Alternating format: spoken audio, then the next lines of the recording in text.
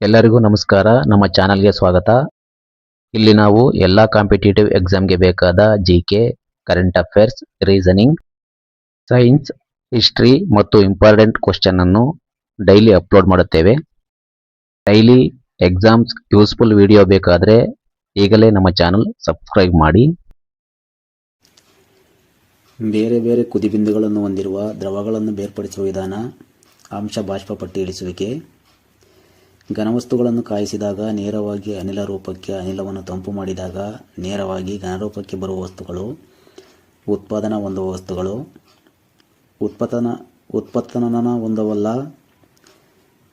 ವಸ್ತುಗಳಿಗೆ ಉದಾಹರಣೆ ಕರ್ಪೂರ, ಅಯೋಡಿನ್, ನುಸಿಗುಳಿಗೆ. ಉಪ್ಪು ಮತ್ತು ಕರ್ಪೂರದ ಮಿಶ್ರಣವನ್ನು ಬೇರ್ಪಡಿಸುವ ವಿಧಾನ ಉತ್ಪತ್ತನ. ಕಡಲೆಕಾಯಿಯೊಂದಿಗೆ ಬೆರೆತಿರುವ ನೀರನ್ನು ಯಾವ ಆಧಾರದ ಮೇಲೆ ಬೇರ್ಪಡಿಸಿರುವಿ? ಸಾಂದ್ರತೆ.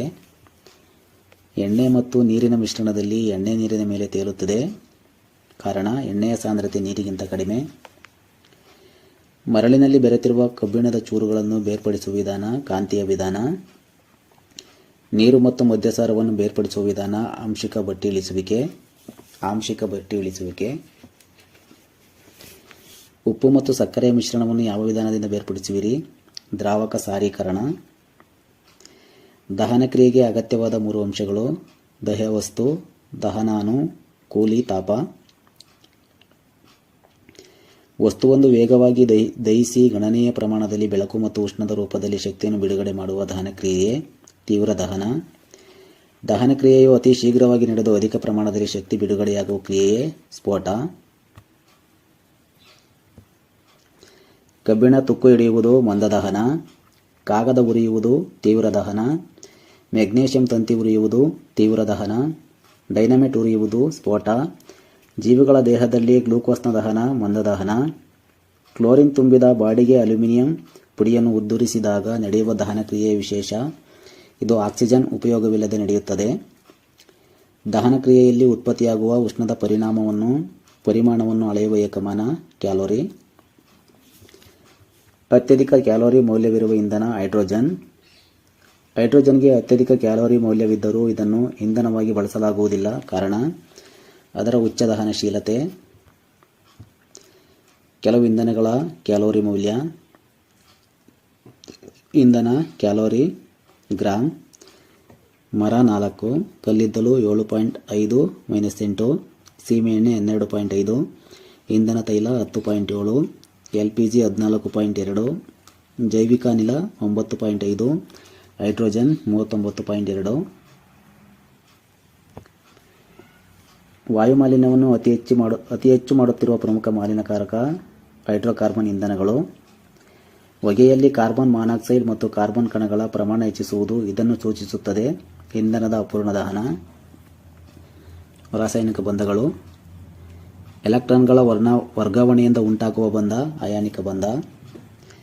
ಅಯಾನಿಕ ಸಂಯುಕ್ತಗಳು ಸಾಮಾನ್ಯ ಉಷ್ಣತೆಯಲ್ಲಿ ಈ ರೀತಿಯ ಘನಗಳು ಸ್ಫಟಿಕ. ಅಯಾನಿಕ ಸಂಯುಕ್ತಗಳ ದ್ರವಣ ಬಿಂದು ಮತ್ತು ಕುದಿಬಿಂದು ಅತಿ ಹೆಚ್ಚು. ಬಹುತೇಕ ಅಯಾನಿಕ ಸಂಯುಕ್ತಗಳು ಇದರಲ್ಲಿ ವಿಲೀನವಾಗುತ್ತದೆ. ನೀರು. ಅಯಾನೀಕರಣ ಸಿದ್ಧಾಂತವನ್ನು ಮಂಡಿಸಿದವರು ಸ್ವಾಂಟೆ ಅರ್ಹೀನಿಯಸ್. ಅಯಾನೀಕರಣ ಸಿದ್ಧಾಂತಕ್ಕೆ ಅರ್ಹೀನಿಯಸ್ ರವರಿಗೆ ಎಷ್ಟರಲ್ಲಿ ನೊಬೆಲ್ ಪಾರಿತೋಷಿಕ ಬಂದಿತು? 1903.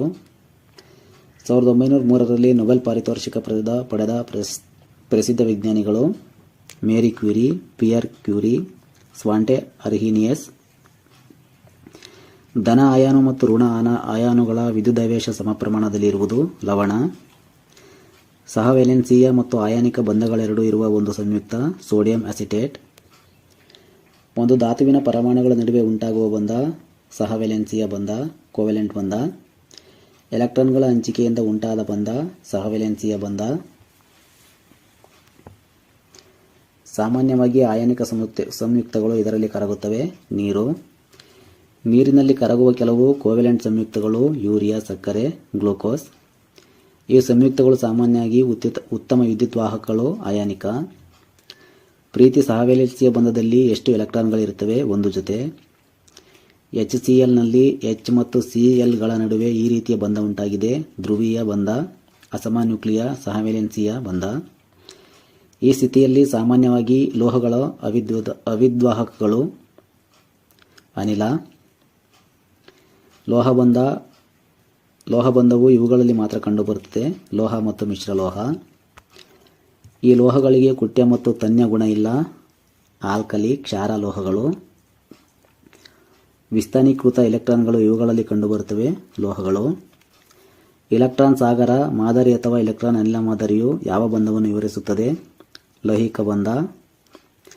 ಲೋಹದ ಮೇಲೆ ಬಿದ್ದ ಬೆಳಕನ್ನು ಹೀರಿಕೊಳ್ಳುವುದು ಇಲ್ಲವೇ ಪ್ರತಿಫಲಿಸುವುದು ಎಲೆಕ್ಟ್ರಾನ್ಗಳು. ವಿಸ್ಥಾನಿತ ಎಲೆಕ್ಟ್ರಾನ್ಗಳು. ವಿಕಿರಣ ಪಟುತ್ವ. ವಿಕಿರಣ ಪಟುತ್ವವನ್ನು ಆವಿಷ್ಕರಿಸಿದವರು ಹೆನ್ರಿ ಬೆಕ್ವೆರಲ್. ವಿಕಿರಣಗಳು ಮೊದಲು ಯಾವ ಧಾತುವಿನಿಂದ ಆವಿಷ್ಕರಿಸಲ್ಪಟ್ಟವು? ಯುರೇನಿಯಂ.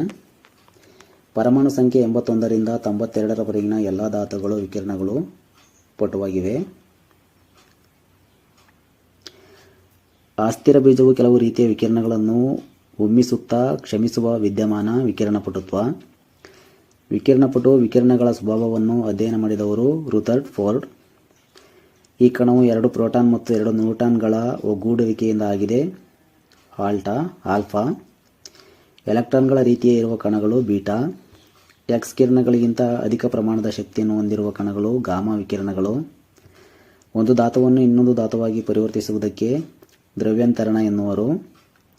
ಯಾವುದೇ ಕಿರಣಪಟು ಧಾತುವಿನ ಪ್ರತಿಚಯವು ವಿಘಟನೆಗೊಂಡು ಅರ್ಧದಷ್ಟಾಗಲು ತೆಗೆದುಕೊಳ್ಳುವ ಕಾಲಕ್ಕೆ ಅರ್ಧಾಯುಷ್ಯ ಎನ್ನುವರು. ಯುರೇನಿಯಂ 238ರ ಅರ್ಧಾಯುಷ್ಯ 4.5 ಬಿಲಿಯನ್ ವರ್ಷಗಳು. ರೇಡಿಯಂ 226ರ ಅರ್ಧಾಯುಷ್ಯ 1600 ವರ್ಷಗಳು. ರಂಜಕ 30ರ ಅರ್ಧಾಯುಷ್ಯ 3 ನಿಮಿಷ. ವಿಕಿರಣಪಟುವಲ್ಲದ ಧಾತುವನ್ನು ವಿಕಿರಣಪಟುವನ್ನಾಗಿ ಮಾಡುವುದೇ ಪ್ರೇರಿತ ವಿಕಿರಣ ಪಟುತ್ವ. ಧನ ವಿದ್ಯುತ್ ಆವೇಶವುಳ್ಳ ಕಣ ಧನ ಎಲೆಕ್ಟ್ರಾನ್, ಪಾಸಿಟ್ರಾನ್. ಒಂದೇ ಪರಮಾಣು ಸಂಖ್ಯೆ ಬೇರೆ ಬೇರೆ ರಾಶಿ ಸಂಖ್ಯೆಯನ್ನು ಹೊಂದಿರುವುದು ಐಸೋಟೋಪ್. ಐಸೋಟೋಪ್ಗಳ ರಾಶಿ ಸಂಖ್ಯೆಯ ಬೇರೆ ಬೇರೆಯಾಗಲು ಇದರ ಸಂಖ್ಯೆ ಬದಲಾವಣೆಯಾಗಿರುವುದು ಕಾರಣ ನ್ಯೂಟ್ರಾನ್. ರೇಡಿಯೋ ಐಸೋಟೋಪ್ಗಳನ್ನು ಇದರಲ್ಲಿ ತಯಾರಿಸುತ್ತಾರೆ. ಬೈಜಿಕ ಕ್ರಿಯಾಕಾರಿ. ರೇಡಿಯೋ ಐಸೋಟೋಪ್ಗಳನ್ನು ಬೈಜಿಕ ಕ್ರಿಯಾಕಾರಿಗಳಲ್ಲಿ ಆಲ್ಫಾ ಕಣಗಳಿಂದ ಮಾಡಿಸುವುದರ ಮೂಲಕ ತಯಾರಿಸುತ್ತಾರೆ. ಥೈರಾಯ್ಡ್ ಗ್ರಂಥಿಗಳ ಚಿಕಿತ್ಸೆಯಲ್ಲಿ ಬಳಸುವ radio isotope radio iodine. Cancer ಚಿಕಿತ್ಸೆಯಲ್ಲಿ ಬಳಸುವ ರೇಡಿಯೋ ಐಸೋಟೋಪ್ ರೇಡಿಯೋ ಕೋವಾಲ್ಟ್. ಯಂತ್ರ ಭಾಗಗಳನ್ನು ಪರೀಕ್ಷಿಸಲು ಬಳಸುವ ರೇಡಿಯೋ ಐಸೋಟೋಪ್ ರೇಡಿಯೋ ಇಂಡಿಯಂ ಅಥವಾ ರೇಡಿಯೋ ಕೋಬಾಲ್ಟ್. ಪಳೆಯುಳಿಕೆಗಳ ವಯಸ್ಸನ್ನು ಅಂದಾಜು ಮಾಡಲು ಬಳಸುವ ಐಸೋಟೋಪ್ ರೇಡಿಯೋ ಕಾರ್ಬನ್. ಔಷಧಿಗಳ ಪರಿಣಾಮವನ್ನು ಅಧ್ಯಯನ ಮಾಡಲು ಬಳಸುವ ರೇಡಿಯೋ ಐಸೋಟೋಪ್ ರೇಡಿಯೋ ಸೋಡಿಯಂ. ಕೃಷಿ ಕ್ಷೇತ್ರದಲ್ಲಿ ಬಳಸುವ ರೇಡಿಯೋ ಐಸೋಟೋಪ್ ರೇಡಿಯೋ ರಂಜಕ. ಬೀಟಾ ಕಣವೊಂದು ಉತ್ಸರ್ಜಿಸಿದಾಗ ಪರಮಾಣು ಸಂಖ್ಯೆಯು 1 ಹೆಚ್ಚಾಗುತ್ತದೆ. ಪ್ರೇರಿತ ವಿಕಿರಣ ಪಟುವನ್ನು ಕಂಡುಹಿಡಿದವರು ಐರಿನ್ ಕ್ಯೂರಿ ಮತ್ತು ಫ್ರೆಡರಿಕ್ ಜೂಲಿಯಟ್. ಅತಿ ಕಡಿಮೆ ಅರ್ಧದಾಯುಷ್ಯವನ್ನು ಹೊಂದಿರುವ ವಿಕಿರಣ ಪಟು ಧಾತು ಪೊಲೆನಿಯಂ. ಅಲ್ಯೂಮಿನಿಯಂ ಬೀಜವನ್ನು ಆಲ್ಫಾ ಕಣಗಳಿಂದ ತ್ಯಾಡಿಸಿದಾಗ ದೊರೆಯುವುದು ರಂಜಕ.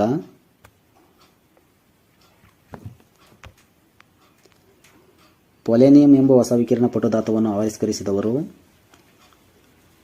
ಮೇರಿ ಕ್ಯೂರಿ ಮತ್ತು ಪಿಯರ್ ಕ್ಯೂರಿ. ರೇಡಿಯಂ ಧಾತುವನ್ನು ಆವಿಷ್ಕರಿಸಿದವರು ಮೇರಿ ಕ್ಯೂರಿ. ನೊಬೆಲ್ ಪ್ರಶಸ್ತಿಯನ್ನು 2 ಬಾರಿ ಪಡೆದ ವಿಶ್ವದ ಏಕೈಕ ಮಹಿಳೆ ಮೇಡಮ್ ಮೇರಿ ಕ್ಯೂರಿ. ವಿಕಿರಣಪಟು ಧಾತುಗಳಿಂದ ಉತ್ಸರ್ಜಿತವಾದ ವಿಕಿರಣಗಳು ಆಲ್ಫಾ, ಬೀಟಾ, ಗಾಮಾ. ರೇಡಿಯಂ 226ರ ಅರ್ಧಾಯುಷ್ಯ 1600 ವರ್ಷ.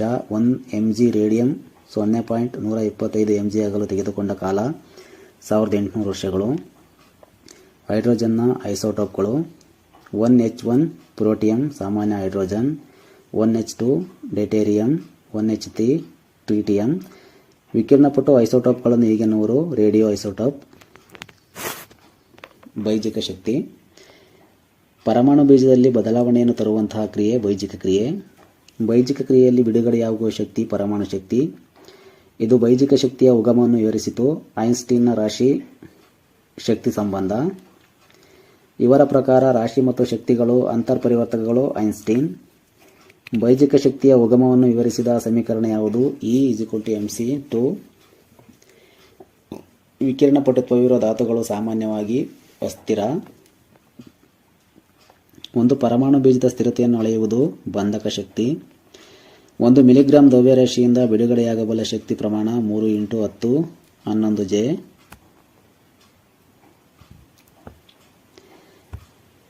ವಿದಳನ ಕ್ರಿಯೆಯಲ್ಲಿನ ಉತ್ಪನ್ನ ಬೀಜವನ್ನು ವಿದಳನ ಮುರುಕು ಎನ್ನುವರು. ಸರಪಳಿ ಕ್ರಿಯೆ ನಡೆಯಲು ಕಾರಣವಾದ ಕಣಗಳು ನ್ಯೂಟ್ರಾನ್. ಸರಪಳಿ ಕ್ರಿಯೆ ಸತತವಾಗಿರುವಂತೆ ಮಾಡುವ ವಿದಳನ ವಸ್ತುವಿನ ಕನಿಷ್ಠ ಗಾತ್ರ ಕ್ರಾಂತಿ ಗಾತ್ರ ಪಿಂಟಿಕಲ್ ಸ್ಟೇಜ್. ಸಾಮಾನ್ಯವಾಗಿ ಬೈಜಿಕ ಕ್ರಿಯಾಕಾರಿಯ ಇಂಧನ ಯುರೇನಿಯಂ ಅಥವಾ ಪೊಲೆನಿಯಂ. ಮಂದಕಾರಿಯ ಕಾರ್ಯ ನ್ಯೂಟ್ರಾನ್ಗಳ ವೇಗವನ್ನು ತಗ್ಗಿಸುತ್ತದೆ. 1 ಗ್ರಾಂ ಹೈಡ್ರೋಜನ್ ಬೈಜಿಕ ಸಮ್ಮಿಳನದಿಂದ ಬಿಡುಗಡೆಯಾದ ಶಕ್ತಿಯ ಪ್ರಮಾಣ 6 × 10 11 J. ಸೌರಶಕ್ತಿಗೆ ಕಾರಣವಾದ ಕ್ರಿಯೆ ಬೈಜಿಕ ಸಮ್ಮಿಳನ. ಯಾವ ಕಿರಣಗಳು ಹೆಚ್ಚು ಅಪಾಯಕಾರಿ? ಗಾಮಾ. ಪರಮಾಣು ಮತ್ತು ಅಣುಗಳನ್ನು ಅಯಾನೀಕರಿಸುವ ಸಾಮರ್ಥ್ಯವಿರುವ ವಿಕಿರಣಗಳು ಗಾಮಾ ವಿಕಿರಣಗಳು. ಹೈಡ್ರೋಜನ್ ಬಾಂಬಿನ ತತ್ವ ಬೈಜಿಕ ಸಮ್ಮಿಳನ. ಬೈಜಿಕ ಕ್ರಿಯಾಕಾರಿಯಲ್ಲಿನ ಸೀಸದ ಹಾಳೆಗಳ ಕಾರ್ಯ ವಿಕಿರಣಗಳನ್ನು ಹೀರಿಕೊಳ್ಳುತ್ತದೆ. ಬೈಜಿಕ ವಿದಳನವನ್ನು ಕಂಡುಹಿಡಿದವರು ಆಟೋಹಾನ್ ಮತ್ತು ಪಿಚ್ ಸ್ಟ್ರಾಸ್ಮ್ಯಾನ್. ಭಾರತದಲ್ಲಿ ಪರಮಾಣು ಶಕ್ತಿ ಯುಗವನ್ನು ಪ್ರಾರಂಭಿಸಿದವರು ಡಾಕ್ಟರ್ H.J. ಬಾಬಾ. ಈ ವಿಡಿಯೋ ನಿಮಗೆ ಹೆಲ್ಪ್ ಆಗಿದ್ರೆ ಲೈಕ್ ಮಾಡಿ, ನಿಮ್ಮ ಫ್ರೆಂಡ್ಸ್ ಜೊತೆ ಶೇರ್ ಮಾಡಿ. ಇನ್ನಷ್ಟು ಕಾಂಪಿಟೇಟಿವ್ ಎಕ್ಸಾಮ್ಸ್ ವಿಡಿಯೋ ಬೇಕಾದರೆ ನಮ್ಮ ಚಾನಲ್ ಸಬ್ಸ್ಕ್ರೈಬ್ ಮಾಡಿ.